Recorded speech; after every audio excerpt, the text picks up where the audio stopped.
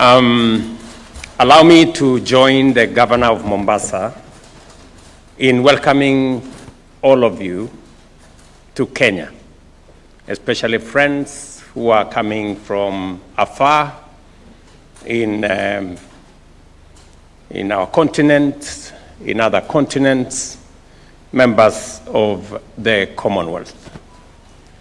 And as I welcome you to Kenya on behalf of the government and people of Kenya, I am sure that Renson and his team have provided every assistance to ensure that this conference goes in accordance with the plan, and that each and every one of you have enjoyed the moment to share the experiences. And therefore, ladies and gentlemen, all of us in this room are alive to the undeniable fact that we live in a world where the threat of transnational organized crime continues to grow in scale and complexity. Crimes such as money laundering, terrorism, and terrorism financing, including human trafficking, pose serious and escalating risks to our countries, our regions, and to the global community. The perpetrators of these crimes operate under borders, across borders, moving people, goods, and illicit money through shadowy networks, whether by smuggling narcotics between nations or trafficking vulnerable individuals across continents and laundering dirty money through intricate offshore systems. We therefore need greater vigilance, more robust partnerships, and integrated international responses to identify, investigate, and prosecute those behind these crimes. It is through such collaboration between national, regional, and international agencies that we can effectively disrupt and neutralize these threats and blunt their negative impacts.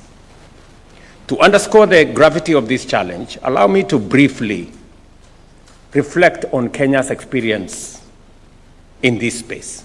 Terrorism, one of the most dangerous forms of transnational organized crime, continues to pose a persistent and evolving threat to our nation and region. Kenya has endured several devastating attacks, including the 1998 United States Embassy bombing in Nairobi, the 2013 Westgate Mall siege, as well as the 2015 Garissa University and the 2019 Dusit 2 complex attacks. However, through heightened vigilance, enhanced intelligence, and strengthened international cooperation, Kenya has made notable progress in bringing perpetrators to justice. Just last month, 2 individuals were found guilty of aiding the Dusit 2 attackers, and sentencing is scheduled for June 19th this year.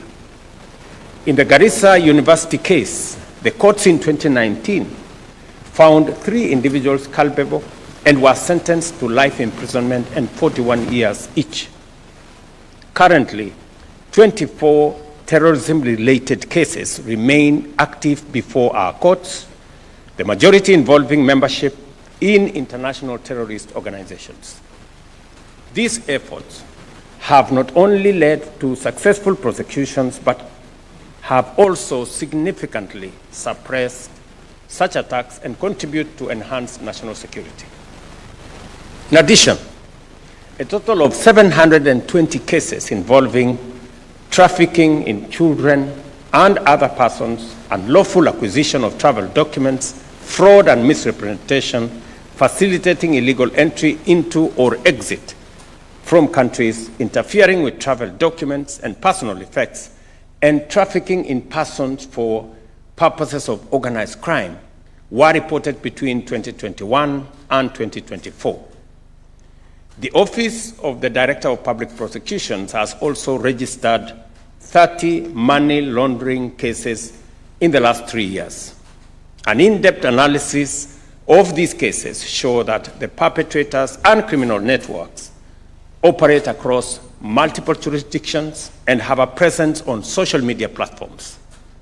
In addition, financing, facilitation, and commission are transboundary in nature.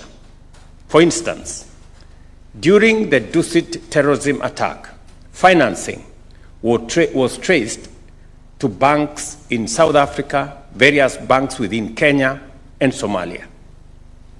Furthermore, criminal networks have evolved their modus operandi. In human trafficking cases, often terrorists pose as victims to facilitate the movement across borders. They also operate through sophisticated, encrypted social media platforms and increasingly use cryptocurrency to finance their activities.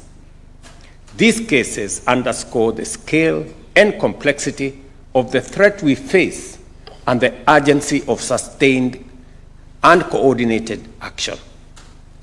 Therefore, the theme of this conference, Building Partnerships, a united front against transnational organized crimes, could not be more timely. It reflects the critical need for prosecutorial agencies to develop regional and international mechanisms to collaboratively address emerging threats. No single agency or country can confront these complex crimes in isolation.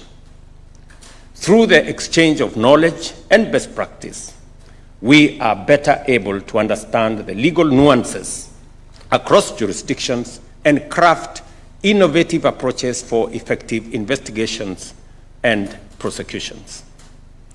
Mutual legal assistance and extradition remain vital pillars of this effort. They provide formal pathways for cross-border information sharing. Joint investigations allow for real-time collaboration and pooled expertise, enabling us to dismantle criminal networks more effectively. I am aware that the Office of the Director of Public Prosecutions in Kenya has signed MOUs with various prosecutorial agencies, including Azerbaijan, Morocco, Qatar, and Saudi Arabia. These partnerships are instrumental in enhancing collaboration on matters relating to terrorism and terrorism financing, transnational organized crime, and in building the capacity of prosecutors to respond more effectively to these complex threats. We must also work towards the harmonization of legal frameworks, align national laws across jurisdictions is essential to building a truly global front against transnational organized crime.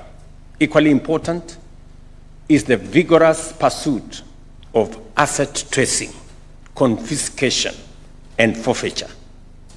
Denying criminal enterprises the proceeds of their illicit activities is key to undermining their operations. I challenge the heads of prosecution agencies here to give priority to this particular endeavor.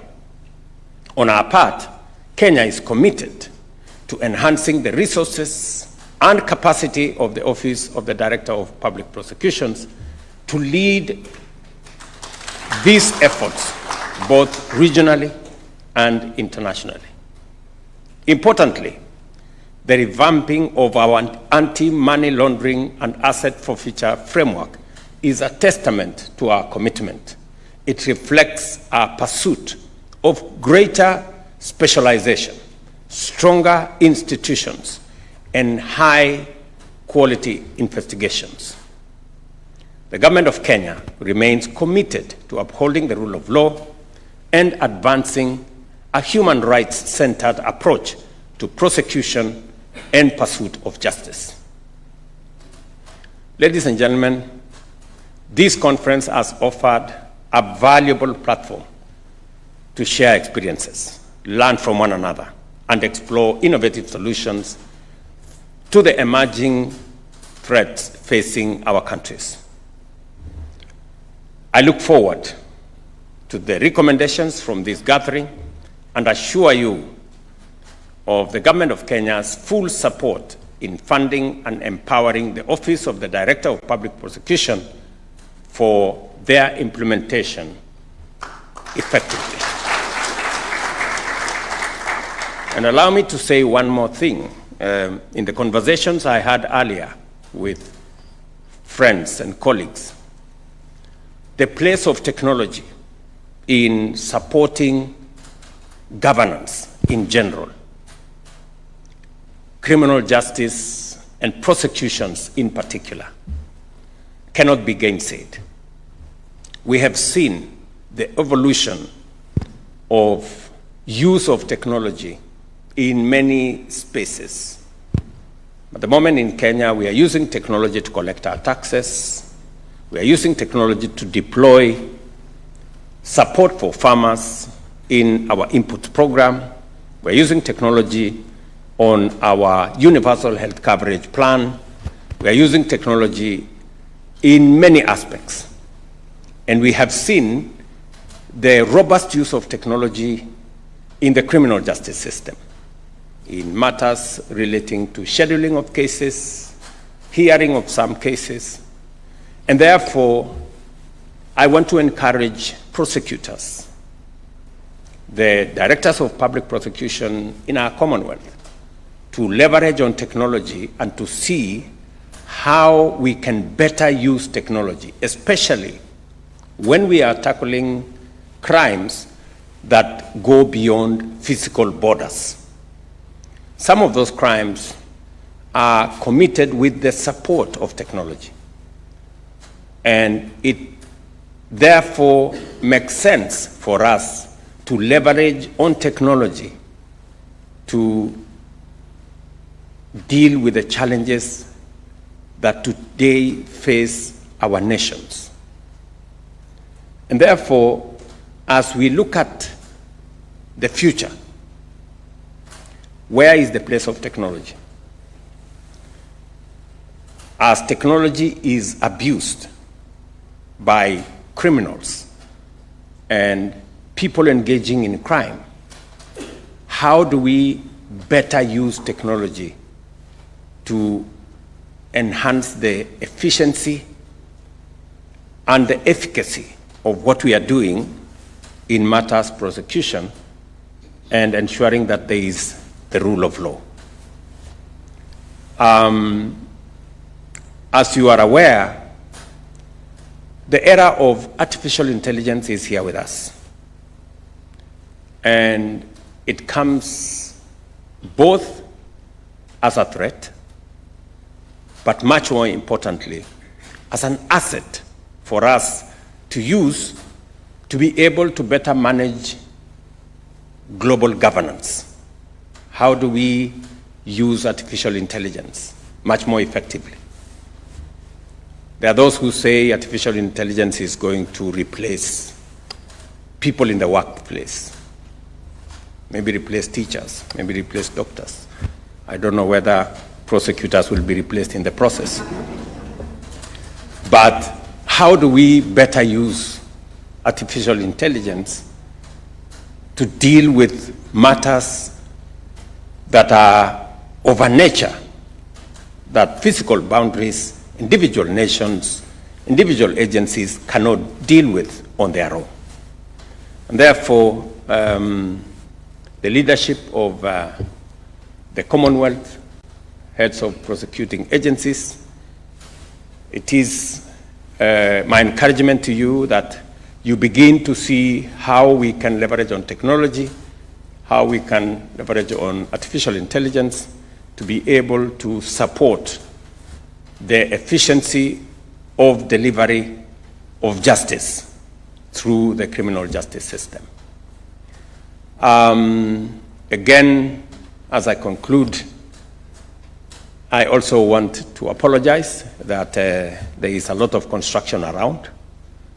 Maybe you didn't find your way to this hotel. There was a lot of dust on the way. as the governor has said, we are undertaking a lot of public works around roads in Kenya. We are currently undertaking construction of about 2,500 kilometers, including this particular road here. There is also a lot of construction around housing, markets, hostels, stadia, as we transform our region and provide for public services and goods to the people of Kenya, including social infrastructure. And therefore, bear with us as we do this. It only makes your next conference better. And we want to do that across our counties and across our country. We also are working together collaboratively within the region. I would also encourage those of us from the East African community. I see my friends from Tanzania here, my friends from Uganda, that even as we build the Commonwealth network, let's also see how we can leverage on the East African community to better coordinate action around the issues that are of concern to this conference. Let me also say that there is an opportunity within the Africa Union that as we undertake the reform of the Africa Union, we can better collaborate as countries in this region to see how we can build greater synergy in all spaces as we work on the Africa Continental Free Trade Area, as we look at what our financial institutions are doing. And I think the areas of governance, criminal justice system, and prosecution should not be left behind as we build the networks to better leverage the opportunities that exist in our continent and to better deploy the assets and the resources we have, whether it is the human capital that exists in plenty in our continent or the resources, mineral and natural resources that are available in our continent, to better improve the quality of life and the place of citizens of our countries and of our region. Ladies and gentlemen, it is now my pleasure to declare the 23rd Commonwealth Heads of Prosecuting Agencies Conference closed. Thank you very much. I wish you the very best. Thank you. Another hearty clap for his...